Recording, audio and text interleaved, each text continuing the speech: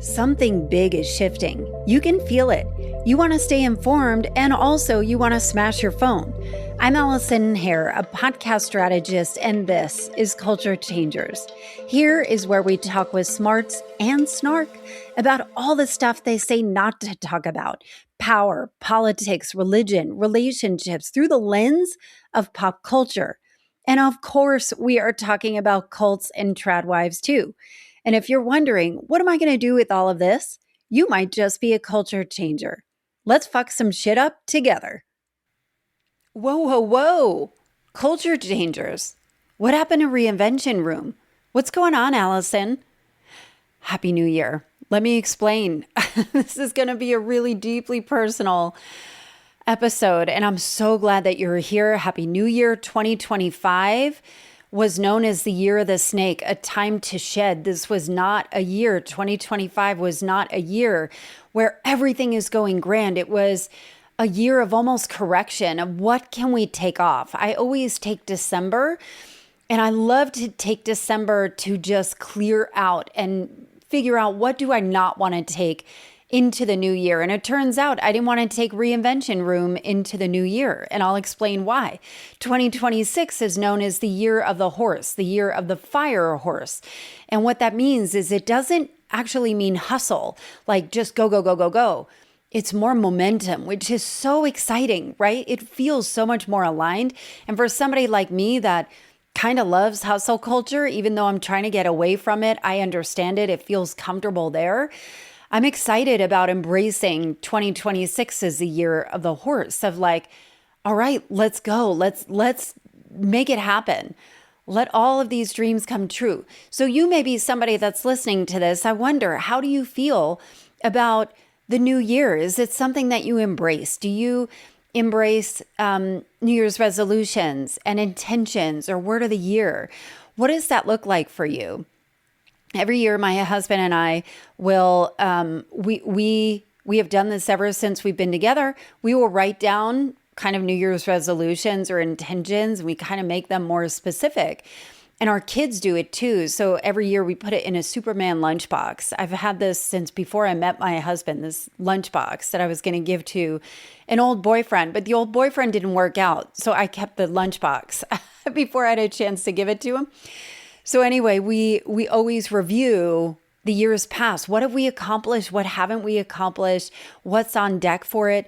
I love the concept of taking a new year and letting it be a fresh start, letting it be a new beginning. I don't want to start 2026 in this new year in a place of cynicism, in a place of sadness or despair or apathy. I want to be in a place of possibility of what can we create.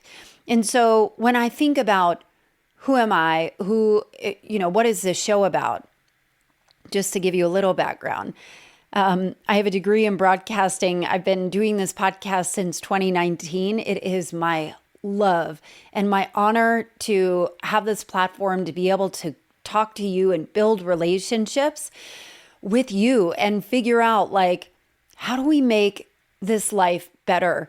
And how do we make a bigger difference? How do we change the culture? That is always what this show has been about. The show in 2019 was born of frustration. It is not a political podcast, but it was born of frustration of the political climate. And there was a confluence at that time where I was experiencing what it's like for maternal health care and how severely broken it is in America. I was volunteering at an inner city school and witnessing what systemic oppression looked like, and feeling like there were so many things going on politically and going on in our systems where I was like, my goodness, how can I make a better difference? Like, one vote every 2 years is not enough. How can I make a bigger difference that if people knew what I was learning in real time, they couldn't stay still. Like what if we got together and we could make a difference together? And so I started a podcast kind of blindly in 2019. I got a promotional email about a podcast workshop or a program. I didn't even look at the price. I said yes. And I was like, I'll just figure it out. I don't know what I'm going to podcast about, but since then, I have been broadcasting. My background is in corporate sales. I left the corporate sales. I was in it for like 23 years, about 3.5 years, and kind of built a business from scratch. And everything has always been surrounding how do you use your voice as a force for good? How do you use this platform or being behind a mic where you can make a bigger difference? I believe that if you're listening to this show, you are smart, you are capable, you are somebody that's not broken, there's nothing wrong with you. Maybe you're in a place where you have outgrown your container, and that is where Reinvention Room had come in. And so what the show is about is we're breaking norms. We are examining what's going on in the world, but through the lens of pop culture. And there's going to be a lot of irreverent humor and snark and I don't know, maybe looking at things in a little bit of a lighter way where we're kind of looking at things through pop culture and culture at large. So maybe there are going to be a lot of Taylor Swift references of how we use that to reflect us as a mirror. There's so much out there that changes how we are. And art is truly a form of empathy. And so understanding it from a different perspective, that's what the show has always been about. However, the show has had 5 names. Do you hear me? 5 different names, 5 of them. And when I started in 2019, I called it Little Left of Center. The reason why I called it that is because when I was growing up, my mother always said that I thought differently. I thought like I was a little left of center. What I didn't think about is that people feel like it's a political term. So I'd always have to explain it. And it just wasn't aligned, even though, I don't know, I think people that kind of come into my orbit are generally people that think differently than pure mainstream, because they are trying to figure out, how do I break the ceiling? How do I go bigger? How do I make more of an impact with it? So I had it as Little Left of Center, and then I changed it for like a hot minute, and it was called Bright This Way.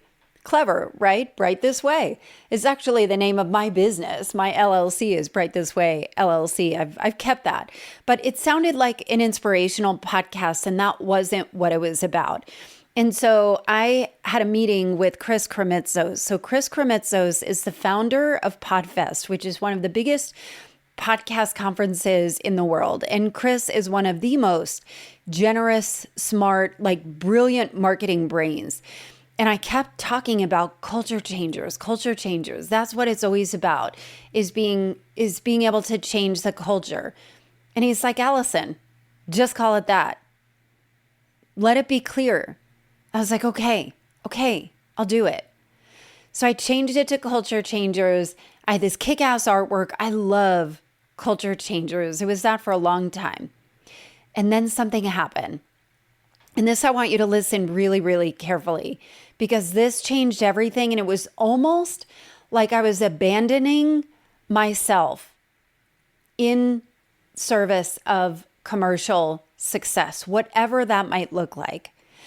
So I've been running Culture Changers, and I've interviewed people like Seth Godin, Mariel Hemingway, the Academy Award nominated actress and of the legendary Ernest Hemingway family, Jesse Itzler. And I've interviewed all of these notable people that are just incredible game changers. Like I have never had issues getting the right people on my show, and some of the biggest names ever, like really like these incredible thought leaders.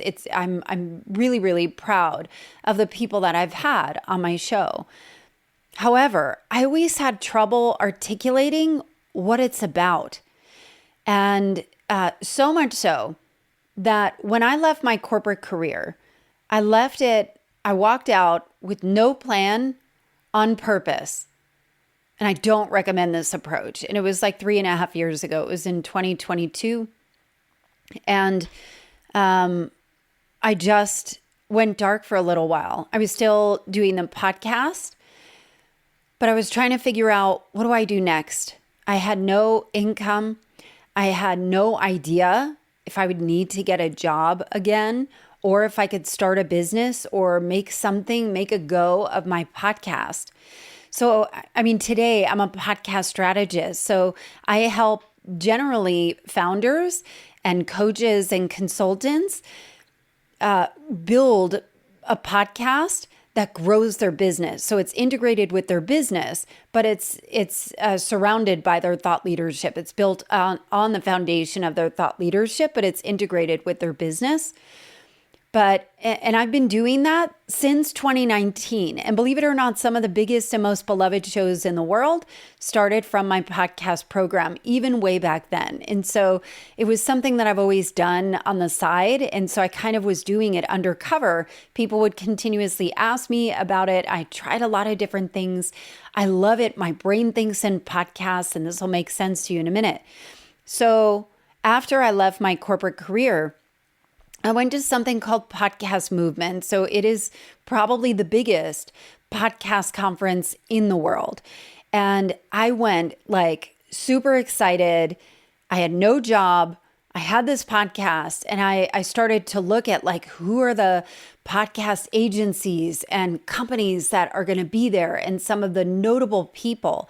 And I'm going to build relationships with them, and I'm going to sell my podcast. I'm going to partner with one of these incredible companies.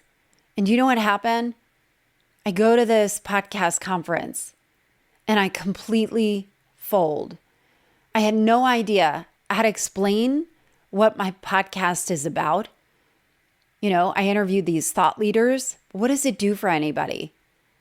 I interview, we talk about status quo and like changing the status quo. And all of that is fine. I was really, really proud of my podcast. And the thing about podcast conferences are a little bit interesting. When you're a new podcaster, they are freaking amazing. Like, you go there and it is like Disneyland. Like, oh, all of this is possible and all of these people are here.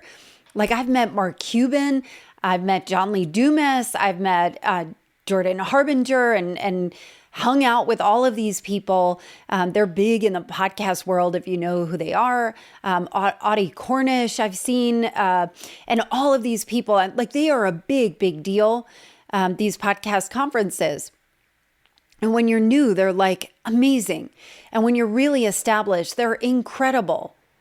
But honestly, when you're in the middle, like, my podcast isn't tiny, but it's not Smartless either, and it wasn't entirely niched where I could really, really hone in on an audience at that time.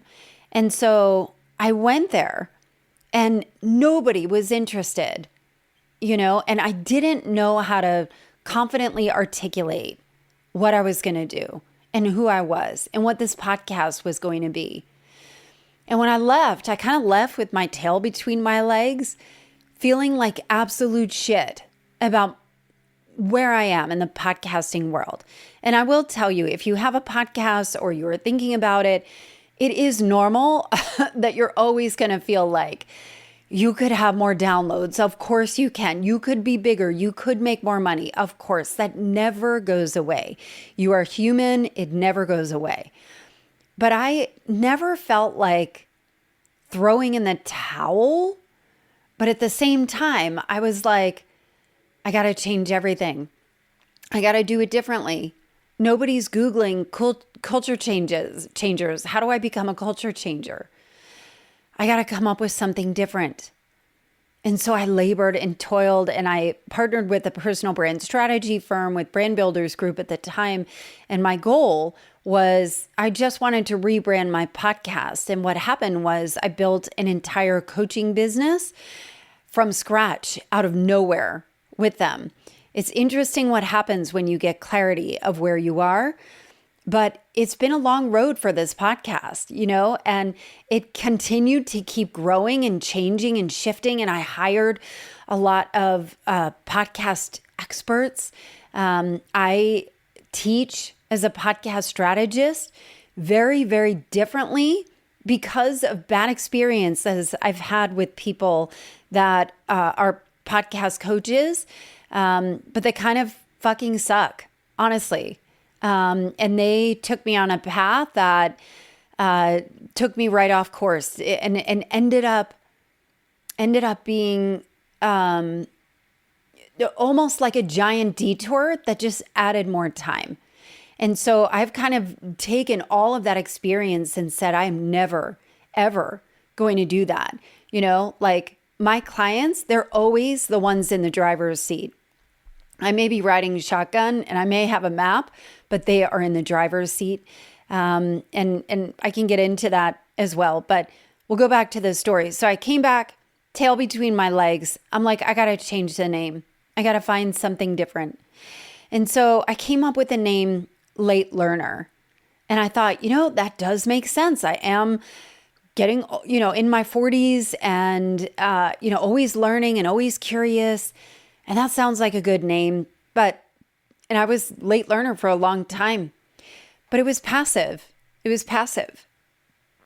And at the time I was starting to coach people. I was starting to make money as a coach. And it was more on like lifestyle coaching where, when I left my corporate career, I was severely burned out, profoundly burned out to the point where I was having panic attacks. Like I remember there was one week where I had panic attacks. I'd never had them before. And before then, I didn't really struggle with anxiety. Now it's kind of ever present. Thank you, perimenopause. Fuck off.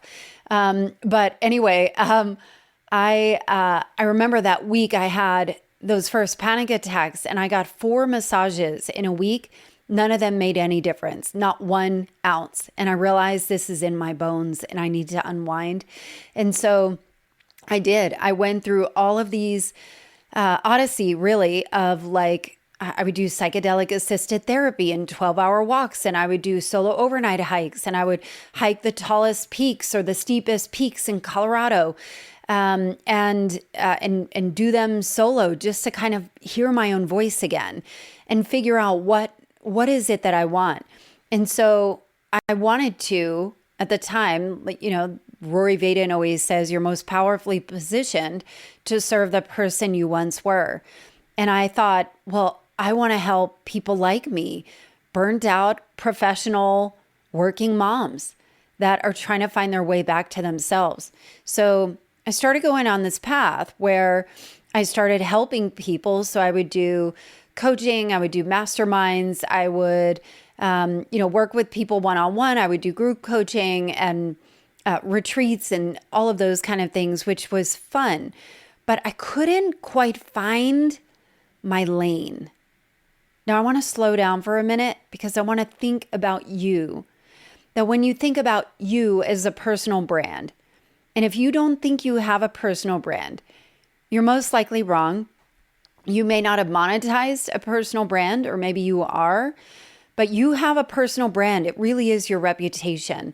And if it is something you are looking to monetize or market, or even just how you show up online, it's important to think about who are you and what corner can you own? So we're going to come back to this again and again, because this is the kind of work that I do of what is yours to do? What is your voice to own? And when I think about, I just, I would hire people to help me with messaging, marketing, social media, branding, copywriting. Like I became so good at all of these things and just learning, but none of it was converting at the rate I had wanted to. Everything felt like a struggle. And so I had shifted. I said late learners to passive. So January 1st, 2025, I reinvented the podcast as Reinvention Room because I was teaching people how to reinvent themselves, or I was working with people on how to reinvent themselves because they had outgrown their container. And that felt like, all right, great. But every single door I tried to bust through, it was like walking through mud. It was like walking through quicksand, that nothing felt easy. It was such a crazy thing. And you know what happens when you change your name, your brand? Your business changes, or at least in my in my experience, it has changed every single time I've changed my name, where it's like, you should change your podcast name to, and I'm like, no. Nope. So I changed it to Reinvention Room, changed all the branding, updated all of it. And then I think it was March of this year, I went all in on podcast coaching, podcast strategy. And I remember I was at a conference and I was talking to my coach. I've got a couple of coaches that I work with and deeply, deeply appreciate. I want to share their names because they are so freaking powerful and their names need to be said. One of them is Dara Brustein. So Dara Brustein has been my life and career coach. And my goodness, she is magnificent.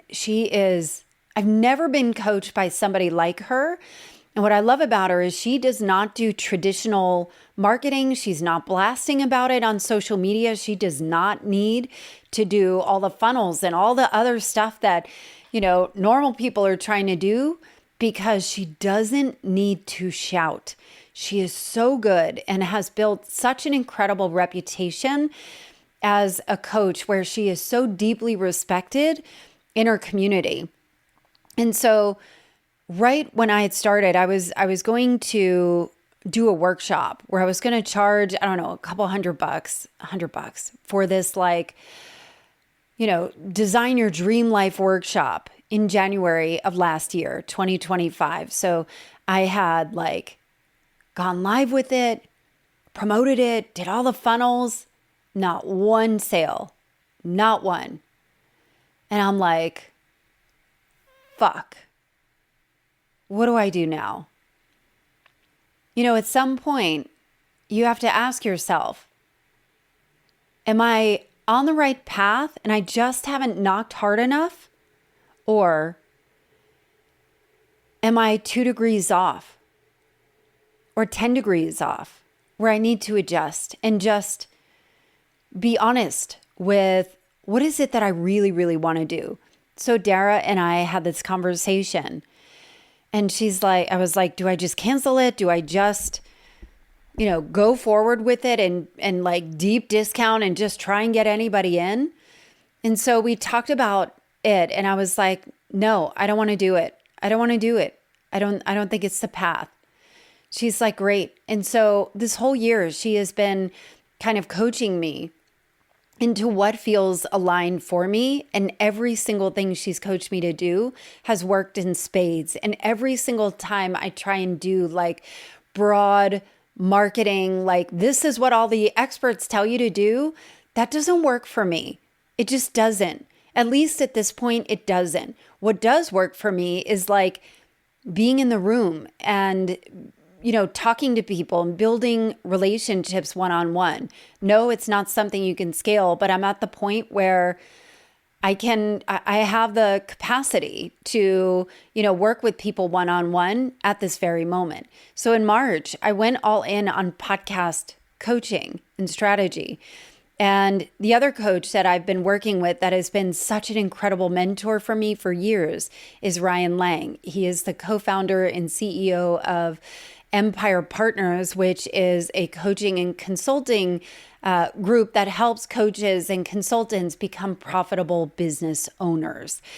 And he's been doing this for years. And, I remember we went to an event in Florida in March, and I remember he got down on his knee, he leaned down, he knelt down. He didn't get down on one knee. He got down on eye level with me. I was sitting in a chair, and I was like, what do I do?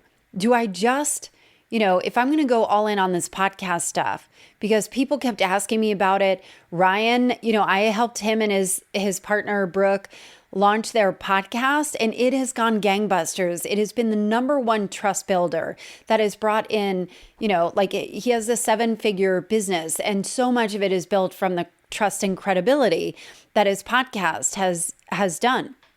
So I helped them launch that. And, I remember in one of our sessions, Brooke stopped and he's like, Allison, what the fuck are you doing? This is what you need to do. This is what you were born to do.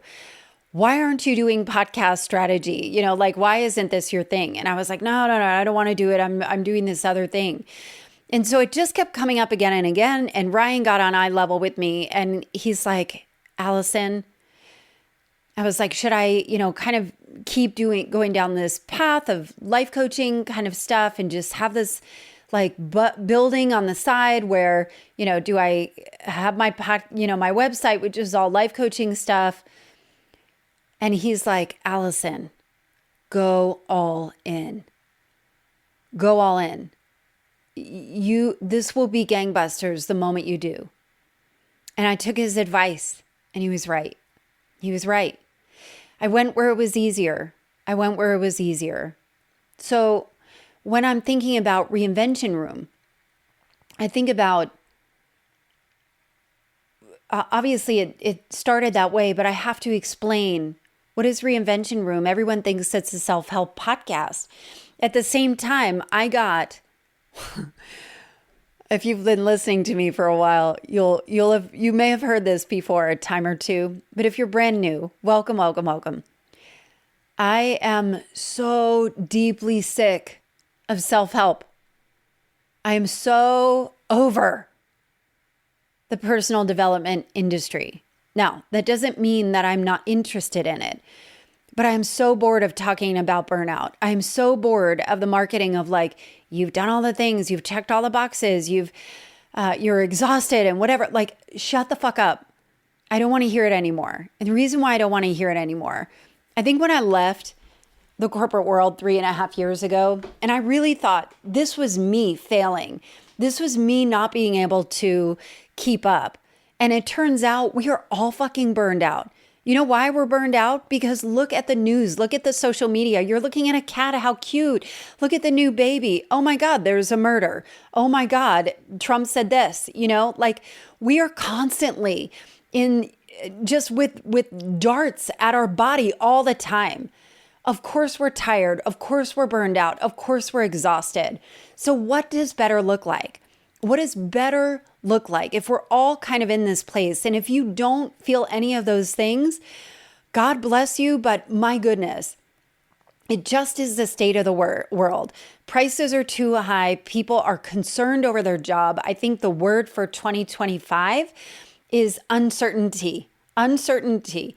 That is just what we have lived with, starting with the fires in January of 2025 of just, it felt so apocalyptic. And then Trump getting in office and the tariffs and Elon and Doge and, our entire systems being completely imploded and Charlie Kirk getting assassinated. I mean, it's just a very scary time. There are also really amazing things like Taylor Swift's getting engaged and her new album and her documentary and the docuseries of what has gone on and Stranger Things. There are just so many fun things that have also happened this year that have been remarkable. It's not all doom and gloom. And I think that's what this is all about. So we have, going back to culture changers and why I'm returning back to this name that I love so much, because it is a revitalized flavor, but still the foundations and the bones are the same. We are changing the world together. We are doing it by not staying silent. We are doing it by listening carefully, by using our voices.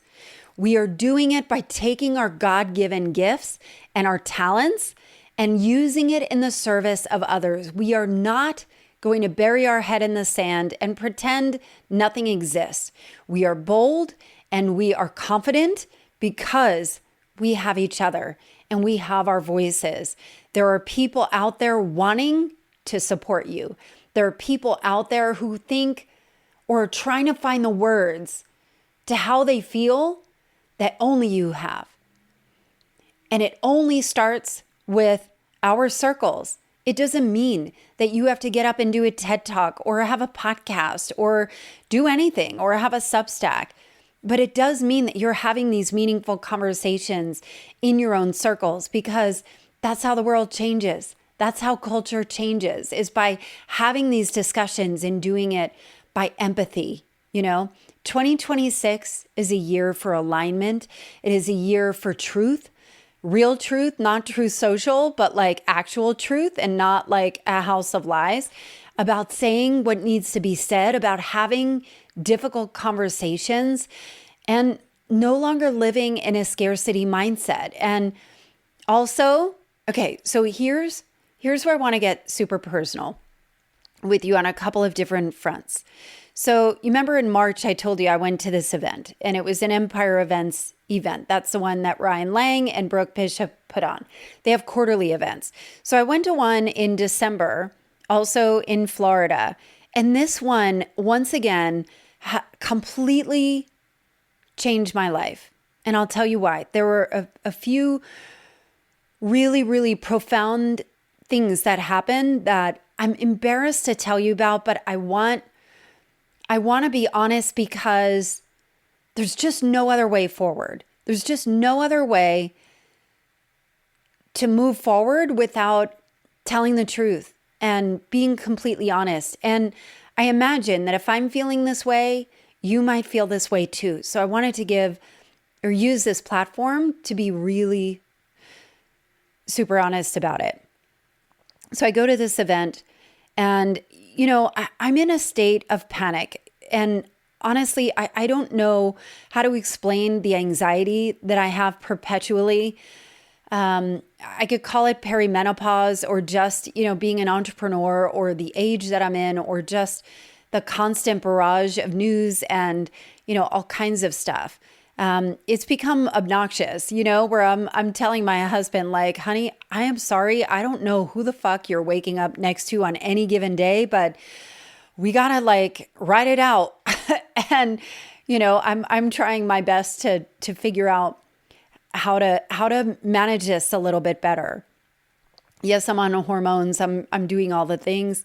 I'm not on an SSRI or any of those things, but I'm trying to figure it out. So I go to this event.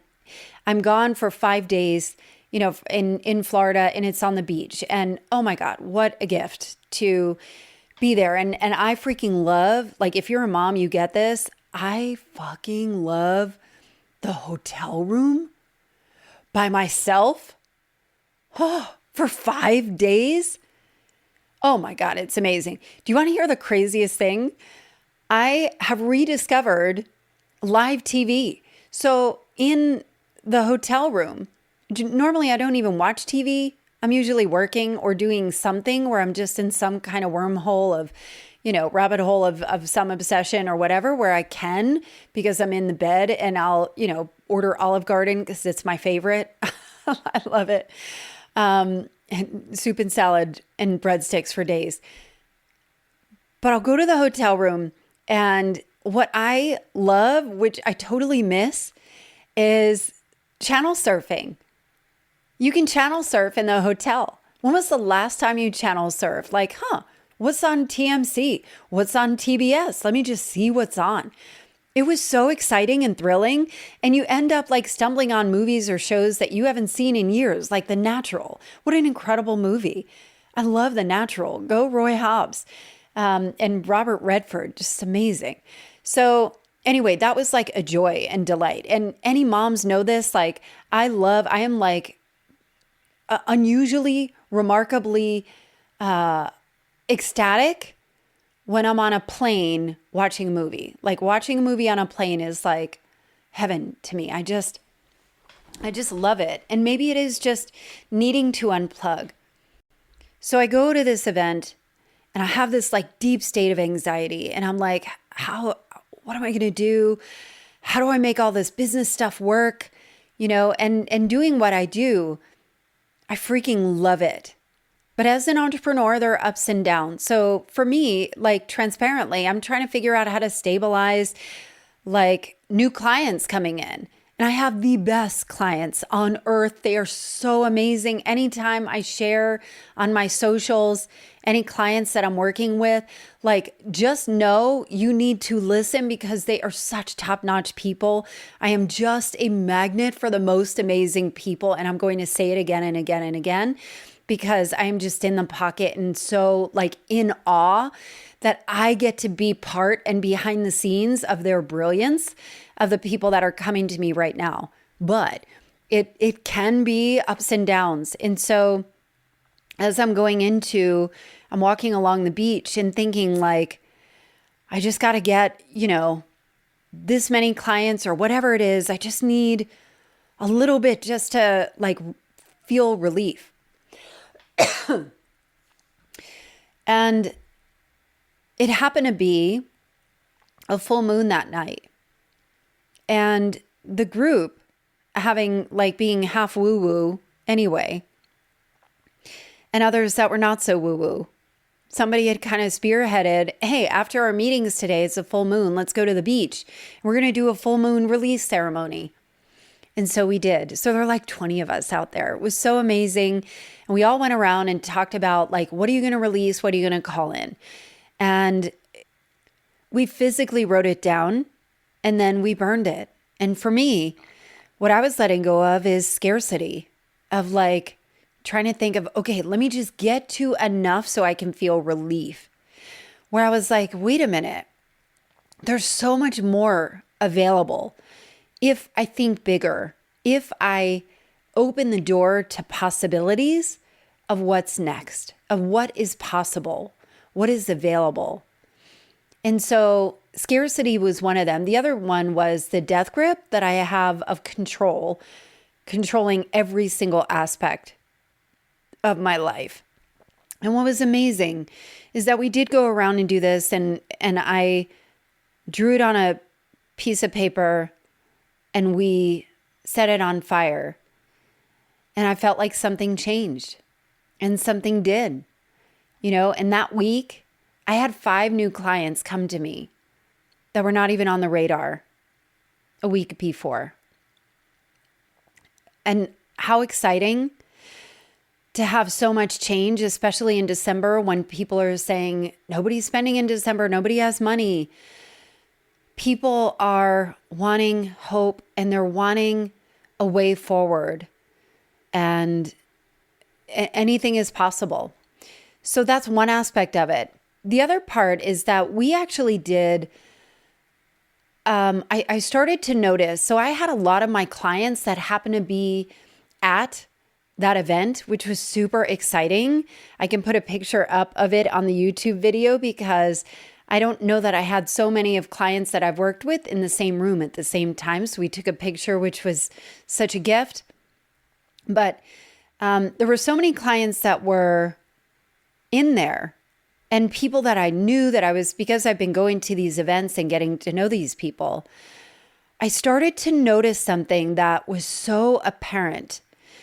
And we did this exercise where they talked about kind of your inner circle of like, who are the people that are close to you, who are the outer rings and the rings beyond that. And then, people that just no longer belong in your life, And so we're kind of categorizing this. And as we were going through exercises, they would talk like, who's in your inner circle, your VIP inner circle.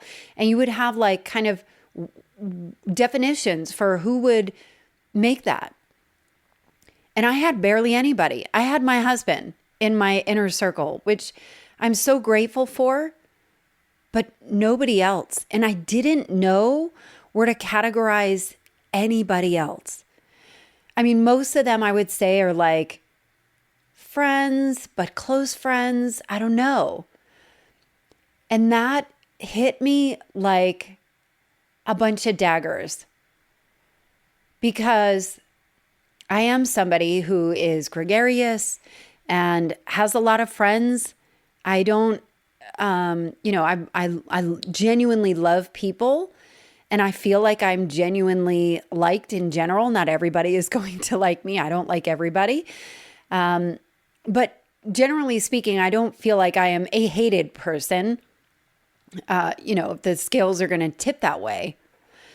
So I was like, once again, I feel like the problem is me. It isn't that I have the wrong people.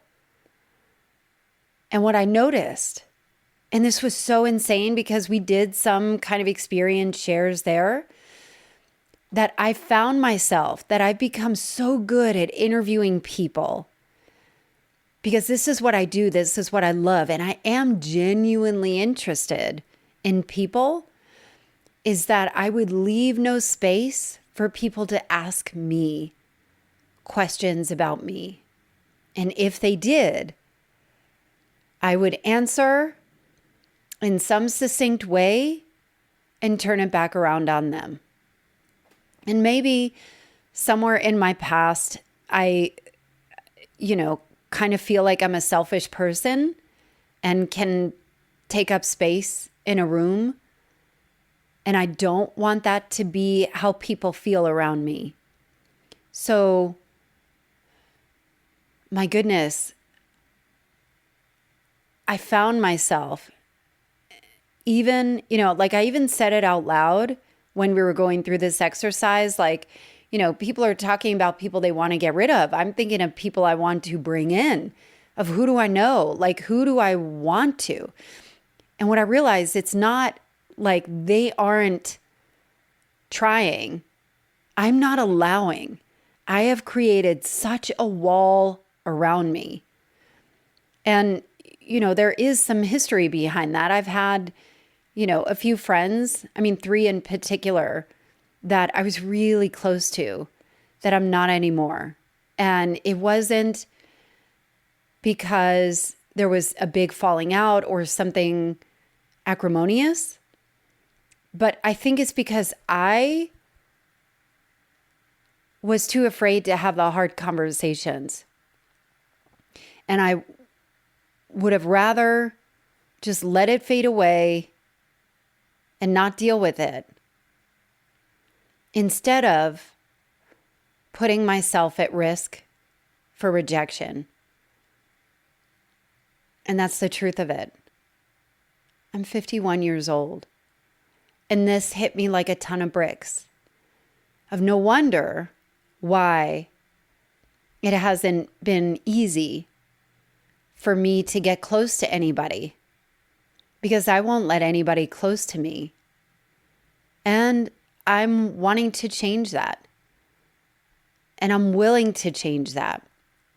And so anytime there is an opportunity to have a tough conversation, and even one of those people I reached out to today and said, I want to do this friendship thing again. And if you're interested, let's talk about, kind of understanding what happened and see if there's a path for a deeper friendship. And if not, that's okay too.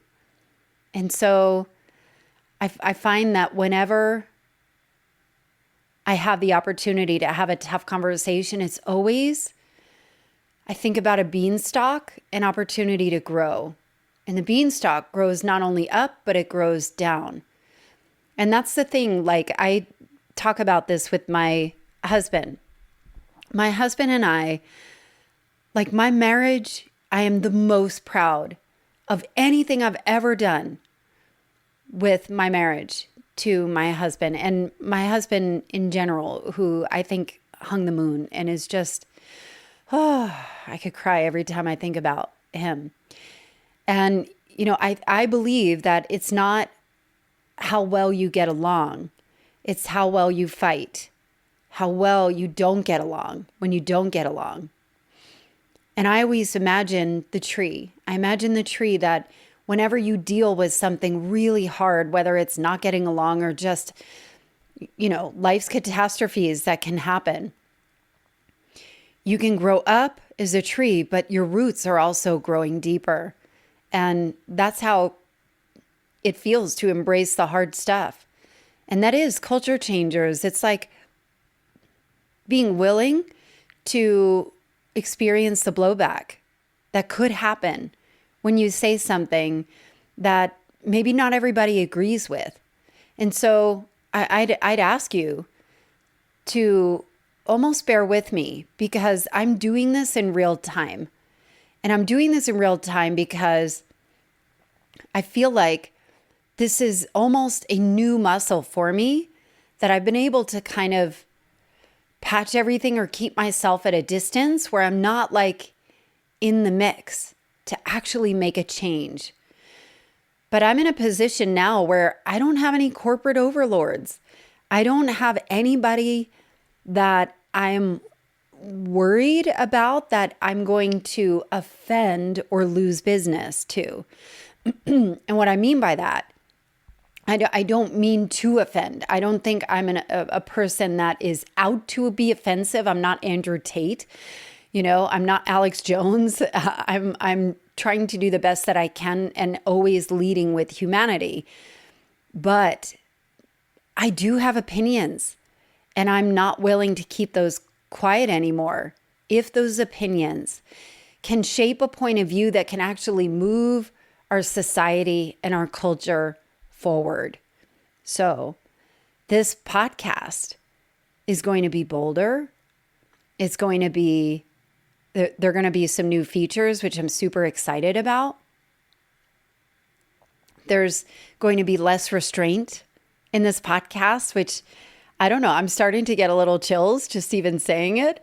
There's going to be more unfiltered points of view and exploration on, POVs, and always with respect, and more humor and heavyweight guests as always. But I also was thinking about another thing that, life is hard enough, right? The world is crazy enough. How do we ground down into what we know is true when so much is uncertain? How do we ground down on what is true when so much is uncertain? That's why this podcast matters. And that's why I went back to Culture Changers, because Reinvention Room is just misaligned. And my podcast has gotten to the point where I think we can really make a big difference in changing some things for real. But it involves you too. It involves you stepping into your own power and your own light and your own God-given gifts and your own abilities to be brave and to be courageous. And I'm happy to go first, or I'm happy if you go first and bring me and bring us. It's kind of like, I never understood why people would anonymously donate to charities or to volunteer and do it quietly, because I feel like when you do things like that, that's what sparks other people doing it. When you create a space, it's kind of like, what is her name? Bezos's wife, ex-wife, who is like giving away billions of dollars, where she is setting the precedence. Why can't I think of her name? I want to remember her name because it is so notable. But Jeff Bezos's first wife has taken her alimony or whatever it is and has given away billions of dollars to charities to make the world better. Like, those are the stories we need to amplify, not the ones that are ripping off the tax and, are skating on taxes or not paying their taxes and all of those things. There's so much there. I think we have a chance to make a difference here. So the other thing too that I noticed is I have forgotten to have fun. Isn't that stupid? So here's the thing. I'm one of 7 kids. I have 3 older brothers, and I grew up in New Jersey. What that means is sarcasm is our love language, and I miss it. I live in Atlanta. And, sarcasm isn't real, like middle fingers are everywhere. And when I get together with my family, like, I have never been called worse insults than I have from my brothers. And none of it means anything. None of it means shit. That's not what I'm saying, is that we should go flipping birds to everybody.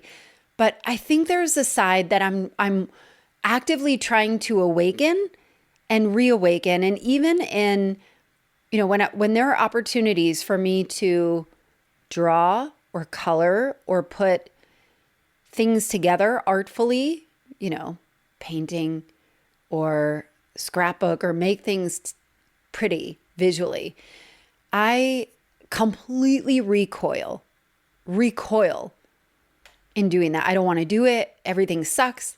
Like I think when my son was turning 1, I tried to do the Pinterest mom thing, and it was such a disaster. And I was like, fuck this. I am not a Pinterest mom. That's not what I'm saying is to become a Pinterest mom. But what I am saying is there is so much creativity that is untapped that I've completely shut off because I'm afraid it'll suck. And I think there is an artful expression that is hiding underneath, whether it is humor, whether it is joy, whether it is lightness, whether it is fun. So I am going to actively figure out how to have fun again and choose it.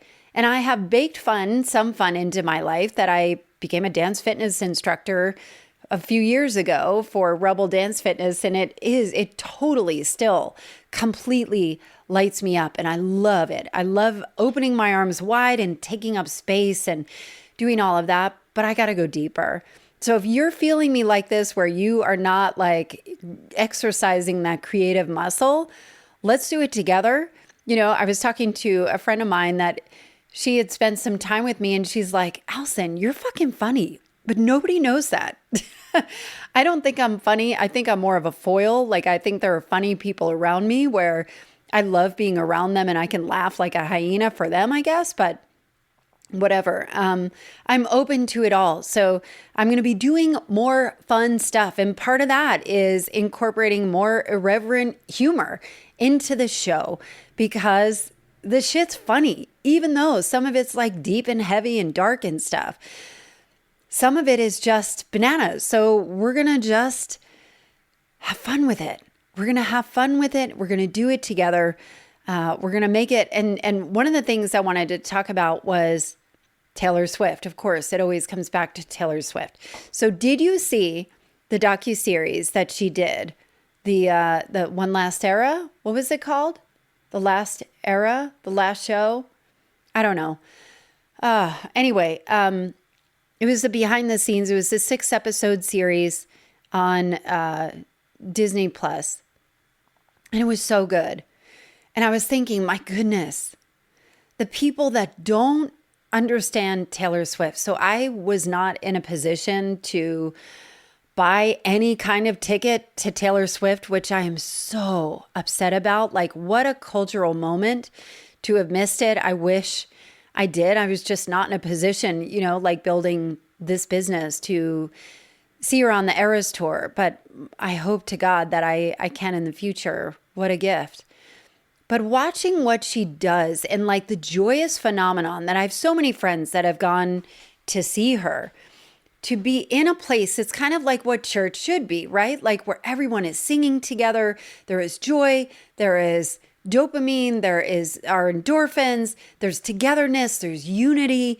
There's such a joyous phenomenon that I realize why it was so important and why we need more of that.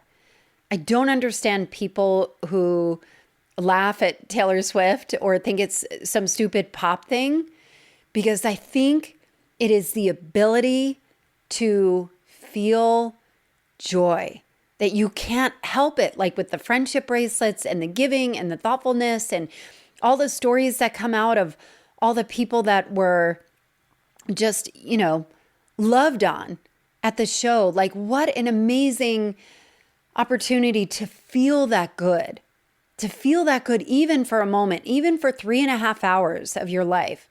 Because the more you can feel that good or be in that positive, healthy, happy, joyful, free energy, the more it gives you strength when shit is hard, because it exists. There is another realm that exists that you have access to. So the more you can access it, the better off. So if there is any permission to go see a concert or go see a show, even if it isn't Taylor Swift, even if it is something that is going to see a balloon festival that costs you $10 to get in or whatever, or is free, anything that can give you collective joy that is happy and positive, that is going towards a positive outcome of joyful unity, not like we all hate the same people, but joyful unity. I think there is a key to magic there. And then that leads me to my last point, which is magic. And, one of the things that my clients, I've somehow attracted a number of clients recently that are complete and total badasses in business. And they also believe in quantum physics, meaning magic. Now, not necessarily magic like sorcery. Maybe some people do, and tarot and all that. I love all that stuff too. I always find myself getting wrapped up in that. And there's such a fun fascination and intrigue for me with that. But I've attracted all of these clients that I get to sit and watch their brain think and see how they have invited magic into, like, what does it look like to expect miracles every day when you're literally looking for them, not looking for, oh my God, I need a miracle, but like looking at the butterfly, looking at whatever it is, where the more you focus on magic happening, like magic is something you can't plan for. And I think it's almost like God. Like God is mystery. This is what I learned from my previous guest, Tia Levings. If you go back and listen to it, that whole video went viral on YouTube. It was insane and just amazing. But Tia Levings had talked about God being mystery, that if you come across a preacher that has all the answers because it's in the Bible, that's not my preacher. That's not a preacher I want. You want mystery. You want magic. You want room for the unexpected to come in and invite it into your life. And that is what 2026 is about. That is what Culture Changers is going to be about. We're going to change some things. We are going to talk about all this stuff. We're not supposed to talk about politics, power, money, religion, sex. We're talking about it all. Nothing is off limits, but we're doing it through the lens of pop culture, because pop culture is the mirror where we see ourselves. And that art of pop culture and movies and those kind of things and the entertainment for where we consume is how we create empathy and how we foster more empathy for each other. That when you start humanity first, life gets a lot easier. There is one other feature I'm very excited about. We're going to do a pod Phenom playbook. And what that means is I'm going to ask you to email me at culturechangerspod@gmail.com. Email me culturechangerspod@gmail.com. Email me a podcast that you either love, hate, but is big. Like you love it or you don't understand why everybody loves it because you can't stand it. And what I'm going to do is I'm going to take some of these big podcasts that are out there and I'm going to break down the playbook of why it grows or why it grows so fast. So I'm going to have 3 different categories: hooked, hype, or heavyweight. So hooked is maybe it's something catchy for you. Hype is like, maybe it's a fad that's probably going to burn out. Heavyweight is like they're in it for the long haul. And so I'm really excited about this new feature where I want you to be more engaged. I want to build a relationship with you. I want us to do this together. So again, bear with me. We're going to figure this out together. I'm excited that you're still here. If you're new to me, I'm so glad that you're here. I hope you like the vibe. And if you don't, that's okay. Tell all your friends. Maybe somebody else will like it. Not if you don't like it. Don't tell your friends that. But leave a review. Go on Apple Podcasts, scroll, find my show, scroll down to the bottom, leave a review. It helps people find me. But where this show grows is when you share it. So you sharing it and saying, oh my God, you need to hear this. We talked about X topic that you and I have been talking about.